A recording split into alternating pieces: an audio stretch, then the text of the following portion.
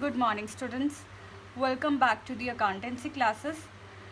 Today we will do a quick revision of our second chapter, that is the basic accounting terms. So this chapter we have divided in two main parts, that is first part. Today we will do the very first part in which we have the very first term, business transaction.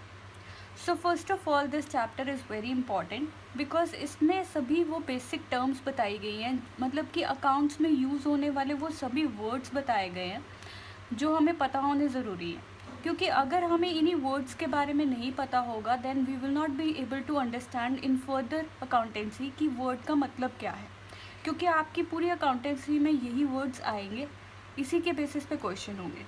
ये एक तरह की हमारी accounts की language है, language वाला ये chapter है।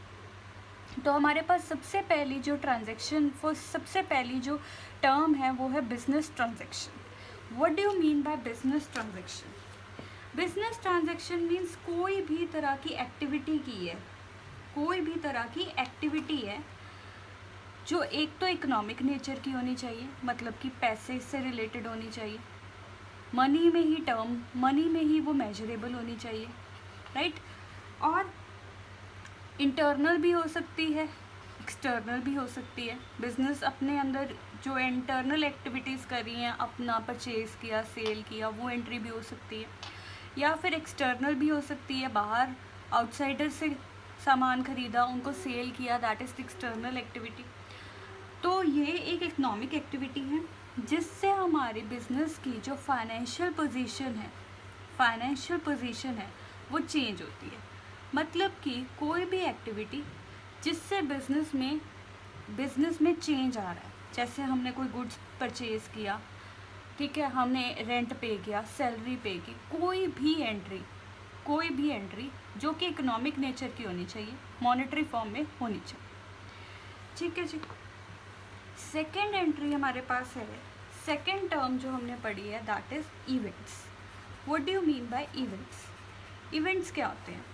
बिजनेस ट्रांजैक्शन जैसे मैंने किया कि मैंने 50,000 के गुड्स 60,000 में सेल कर दिए, तो वो क्या है? Business transaction. लेकिन जो मैंने 50,000 के गुड्स 60,000 में सेल कर दिए, जो 10,000 मैंने प्रॉफिट कमाया, वो क्या है? इवेंट। जो रिजल्ट होगा, result of business transaction is known as event. जो भी रिजल्ट हमें बिजनेस ट्रांजैक्शन से मिलेगा उसे हम कहते हैं इवेंट। देन थर्ड टर्म हमने की है अकाउंट्स। अकाउंट क्या होता है? अकाउंट मीन्स हम एक पर्टिकुलर आइटम के बारे में एक ही जगह सभी ट्रांजैक्शन नोट कर लेते हैं। जैसे मैंने कहा कि सपोज़ मुझे जानना है कि सैलरी के बारे में पूरे साल मैंने क्या एंट्रीज पोस्ट की, तो हम सैलरी का अकाउंट खोलेंगे, सैलरी पे करनी है, सारा कुछ इसी अकाउंट में लिखेंगे, पूरे ईयर का हम रिकॉर्ड यहीं पे रखेंगे। और अकाउंट का लेफ्ट हैंड साइड जो होता है उसे डेबिट साइड कहते हैं और उसे DR लिखते हैं, और क्रेडिट साइड जो राइट साइड है उसे कहते हैं क्रेडिट और उसे लिखते हैं CR. डन। तो इसे हम कहते हैं अकाउंट। ये हमेशा एक टी फॉर्म में होता है, टी जैसे होता है ना टी, वैसा एक टी शेप्ड अकाउंट होता है, टी शेप्ड अकाउंट है। देन थर्ड टर्म जो हमने इस चैप्टर में पढ़ी है वो है कैपिटल। कैपिटल क्या होती है? कैपिटल वो पैसा है जो ओनर कोई प्रोप्राइटर कहते हैं बिजनेस में, जो प्रोप्राइटर बिजनेस में लेके आता है। जो पैसा एक प्रोप्राइटर बिजनेस में लेके आता है अपने बिजनेस को स्टार्ट करने के लिए, उसे कहते हैं capital. It can be in cash भी लेके आ सकता है, गुड्स भी हो सकते हैं, एसेट्स भी हो सकते हैं, कुछ भी हो सकता है। और इसे हम ओनर्स इक्विटी भी कहते हैं, इसका नाम ओनर्स इक्विटी भी होता है, नेट एसेट्स भी होता है और नेट वर्थ भी होता है। डन। देन फिफ्थ टर्म जो हमने इस चैप्टर में पढ़ी है वो है drawing. Fifth term is drawing. Drawing क्या है? ड्राइंग वो अमाउंट है जो प्रोप्राइटर जो कैपिटल लेके आया था उसमें से जो पैसा उसने पर्सनल यूज़ के लिए बाहर निकाल लिया बिजनेस में से, मतलब कि कुछ पैसा निकाल लिया बिजनेस में से, उसे कहते हैं ड्राइंग। मीन्स कैश या फिर गुड्स जो कि विड्रॉ कर लिए गए, विड्रॉन, किसने विड्रॉ किए? ओनर ने। क्यों विड्रॉ किए? पर्सनल यूज़ के लिए, मतलब अपने घर के काम के लिए उसने पैसा बिजनेस में से निकाल लिया, पैसा निकाल लिया, गुड्स निकाल लिए, उसे हम कहते हैं ड्राइंग। डन। देन ये हमारे पास पहली 5 टर्म्स हैं, business transaction, event, account, capital and drawing. और इसी के बेसिस पे हमारे पास नेक्स्ट टर्म आती है लायबिलिटी। लायबिलिटी, लायबिलिटी क्या है? उधार। उधार, उधार में प्रोप्राइटर कभी नहीं आता। तो लायबिलिटी इज अमाउंट जो फर्म ने आउटसाइडर को पे करनी है, उधार कहते हैं इसे, उसे कहते हैं लायबिलिटी। तो लायबिलिटी का फॉर्मूला होता है liability is equal to asset minus capital. Done. तो इससे हम, इसका नाम क्या है? क्रेडिटर जैसे हो गए, बिल पेबल हो गए, इन्हें क्या कहते हैं? लायबिलिटी। डन। लायबिलिटी 2 टाइप्स की होती है हमारे पास, इंटरनल लायबिलिटी और एक्सटर्नल लायबिलिटी। इंटरनल लायबिलिटी कौन सी होती है? जो ओनर को पैसा वापस करना है। और एक्सटर्नल लायबिलिटी क्या होती है? जो आउटसाइडर को पैसा वापस करना है। और लायबिलिटी को हम और भी एक तरीके से डिफ्रेंशिएट कर सकते हैं। लायबिलिटी को एक और पार्ट में भी डिवाइड कर सकते हैं, that is current liabilities and non current liabilities. Current liabilities जो शॉर्ट टर्म पीरियड की होती है, जैसे शॉर्ट टर्म बोरोइंग्स है, उधार पे सामान ले आए और उसका पैसा अभी देना बाकी है। और नॉन करंट लायबिलिटीज़ वो लायबिलिटीज़ होती हैं जो 1 ईयर से ज़्यादा की होती हैं, जैसे हमने लॉन्ग टर्म लोन ले लिया। ठीक है जी। देन नेक्स्ट टर्म हमने किया है इसी चैप्टर में, दैट इज एसेट। एसेट क्या होते हैं?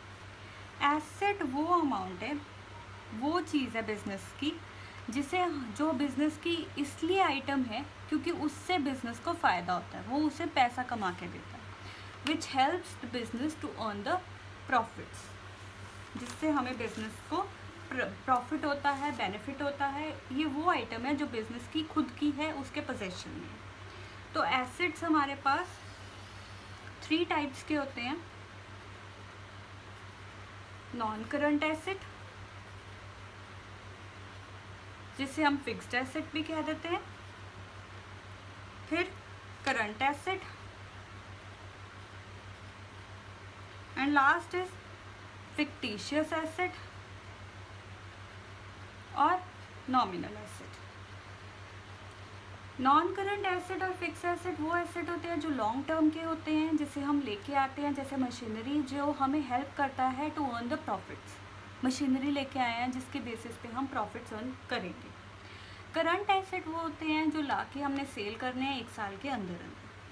फिक्टिशियस एसेट वो एसेट होते हैं जैसे कि उनको रियलाइज़ करके हमें कोई पैसा नहीं मिलता, लेकिन जो हमारे पास, जैसे हम बहुत से अकाउंट्स बनाएंगे, जैसे प्रॉफिट एंड लॉस अकाउंट बनाएंगे, तो जो उसमें बैलेंस पड़ा है उसे हम क्या कहते हैं? फिक्टिशियस। ठीक है जी। तो जो फिक्स एसेट हैं ये आगे भी 2 पार्ट्स में डिवाइड होते हैं, that is tangible fixed asset and intangible fix asset. Tangible fixed asset means वो एसेट्स जो हम टच कर सकते हैं, देख सकते हैं, और इनटेंजिबल एसेट मीन्स जो हम टच नहीं कर सकते, देख नहीं सकते। लाइक टेंजिबल पे आ गए हमारे, जैसे हमारा मशीनरी हो गई, और इनटेंजिबल में जैसे गुडविल। गुडविल क्या? रेपुटेशन। ठीक है जी। देन नेक्स्ट टर्म जो हमने इसी चैप्टर में पढ़ी है that is related to receipts. That is related to receipts. Receipts जो होते हैं वो कैपिटल नेचर के भी होते हैं, रेवेन्यू नेचर के भी होते हैं, राइट? हमें पता है जो रिसीट्स होते हैं that can be capital as well as revenue. ये टू पार्ट्स के होते हैं, कैपिटल जो कि लॉन्ग टर्म कैपिटल से रिलेटेड होते हैं और रेवेन्यू जो कि शॉर्ट टर्म शॉर्ट पीरियड के होते हैं, 1 ईयर के. तो जो रेवेन्यू नेचर के होते हैं वो प्रॉफिट एंड लॉस अकाउंट में आते हैं और जो कैपिटल नेचर के होते हैं वो हमारी बैलेंस शीट को इफेक्ट करते हैं. Receipt means income. जो इनकम रेवेन्यू नेचर की है, छोटी है, शॉर्ट टर्म है, जैसे छोटी छोटी इनकम्स हैं वो रेवेन्यू नेचर की इनकम मानी जाती है. कैपिटल वाली क्या होती है, जो लॉन्ग टर्म की होती है, जो हमें लॉन्ग बेनिफिट देती है, जैसे हमारी जो बैलेंस शीट को इफेक्ट करती है, जिससे हमारे एसेट्स लायबिलिटीज इफेक्ट होते हैं, उसे हम क्या कहते हैं, कैपिटल की नेचर की capital receipts. Done. Then next term जो हमने इस चैप्टर में की है दैट इज एक्सपेंडिचर. एक्सपेंडिचर यानी कि खर्चा. वो खर्चा जो हम करते हैं जिससे हमारी फर्म को बेनिफिट मिलता है, जिससे हमारी फर्म को बेनिफिट मिलता है. तो एक्सपेंडिचर भी ऐसे ही होते हैं, कैपिटल नेचर के भी होते हैं, लॉन्ग टर्म पीरियड के लिए जो हमने किया, जैसे एसेट के ऊपर खर्चा किया. एसेट यानी कि जैसे मैंने बिल्डिंग के ऊपर खर्चा किया, कोई बिल्डिंग है, मैंने बिल्डिंग के ऊपर एक्सपेंसेस कर रही हूँ, उसे बना रही हूँ, अपने फर्म में बिजनेस में बिल्डिंग बन रही है, उसके ऊपर होने वाला खर्चा दैट इज़ कैपिटल नेचर का. देन हमारे पास क्या है, रेवेन्यू भी. Revenue expenditure that is short term, जैसे जो कि 1 अकाउंटिंग ईयर वाले जो खर्चे हैं उसे क्या कहते हैं, revenue nature expenditure. Then next expenditure जो हमारे पास है वो क्या है, deferred revenue expenditure. Deferred revenue expenditure यानी कि वो खर्चे जो रेवेन्यू नेचर के होते हैं लेकिन उनका बेनिफिट हमें बहुत साल तक मिलता रहता है. फॉर एग्जांपल हमने एडवर्टीजमेंट के ऊपर खर्चा किया, खर्चा मैंने आज किया, मैंने आज 20,000 की ऐड करवाई, लेकिन उसका बेनिफिट मुझे आने वाले 4-5 साल में मिलेगा, that is more than 1 year. तो मतलब रेवेन्यू नेचर का खर्चा है लेकिन benefit is more than 1 year, will receive the benefit in more than 1 year. Done. Then expenditure के बाद हमारे पास 10th टर्म है एक्सपेंसेस. 11th टर्म है इनकम. 12th टर्म है प्रॉफिट, राइट. और उसके बाद हमारे पास जो टर्म है वो है गेन. 14th टर्म है हमारे पास लॉस. ये हमारे पास कुछ टर्म्स है. तो इसी टर्म्स के अकॉर्डिंग हम देखेंगे खर्चा.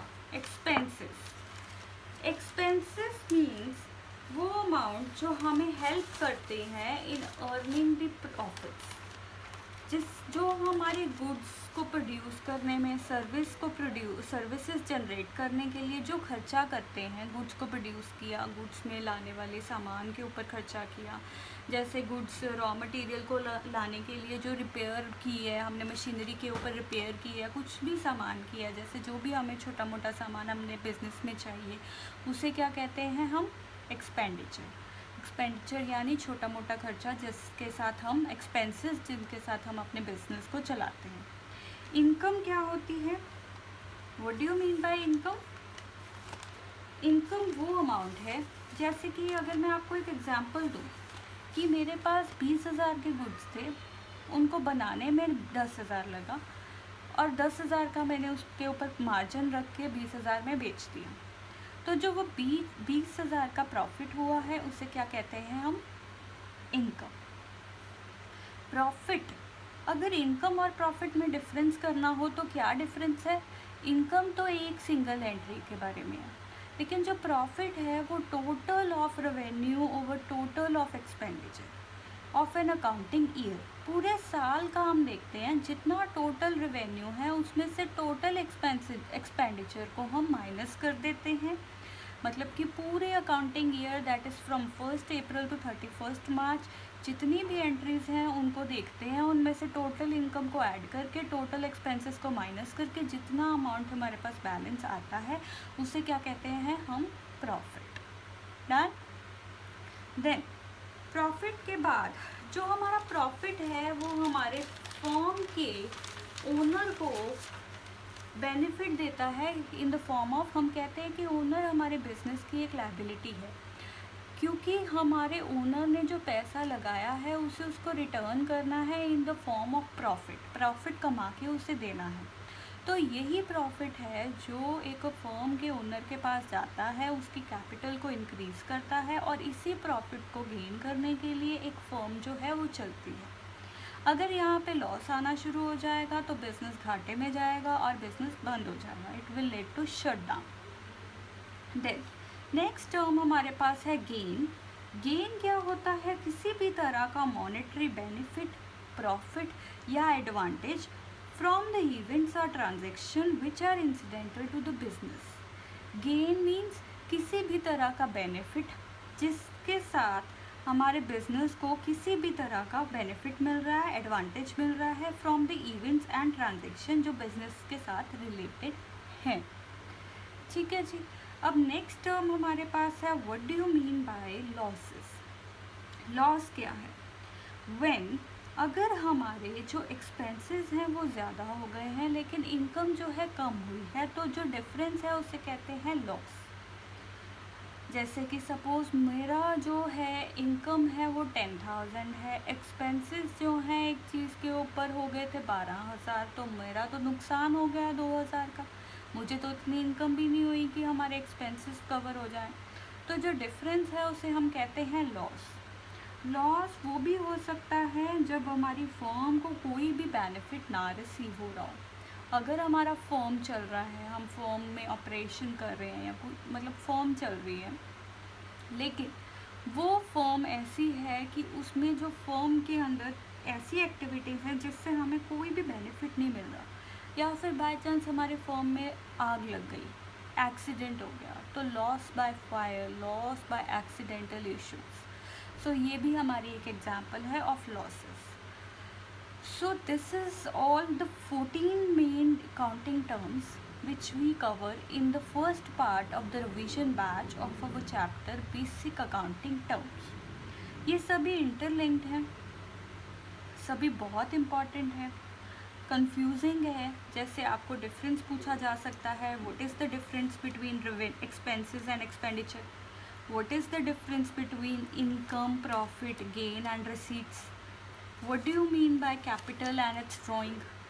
What is the difference between asset and liability, right? And what is the meaning of loss and differentiate with gain, right? And they can ask about any event. वो किसी के बारे में भी कोई भी ट्रांजैक्शन बता देंगे और वो ये पूछ सकते हैं कि क्या ये बिजनेस ट्रांजैक्शन है या फिर ये इवेंट है। तो वहाँ से हमें बताना है कि क्या ये बिजनेस ट्रांजैक्शन है या इवेंट है, and from that we have to write. So this is an important chapter. ये हमारी अकाउंट्स की एक लैंग्वेज है। मैं बार बार कह रही हूँ कि ये हमारे अकाउंट्स को करने की लैंग्वेज है। अगर हमारे माइंड में ये सभी कंसेप्ट नहीं क्लियर होंगे, we will not be able to understand the further chapter of accountancy. So tomorrow we will do the second part of this chapter, the basic accounting terms, and we will be completing the revision of our second chapter, the basic accounting terms. Okay, see you tomorrow. Thank you.